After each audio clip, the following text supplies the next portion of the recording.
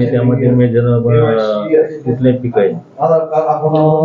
आपल्याकडे 27 फेब्रुवारी रोजी वादळी वारा तसंच अवकाळी पाऊस यामध्ये मुख्यत्वे रब्बी पिकं जे आता काढणीला होते त्यांचं खूप मोठ्या प्रमाणावर नुकसान झालेलं आहे.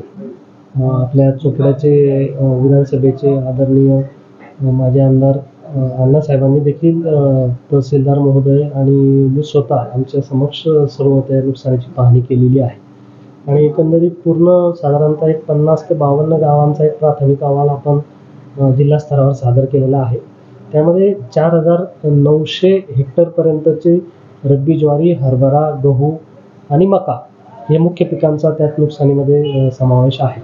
यासोबतच दिनांक 1 मार्च रोजी देखील आढावा आणि परिसरामध्ये काही ठिकाणी हीच परिस्थिती उद्भवली होती आणि त्यामध्ये जवळपास साधारणतः एक 250 हेक्टर क्षेत्राचं नुकसान झालेलं आहे. एक प्राथमिक अंदाज तर पूर्ण पंचनाम्याला किती दिवस लागतील? आता साधारणतः एक 4 ते 5 दिवसात हे सर्व पंचनामे पूर्ण होऊन अंतिम अहवाल शासनाला सादर.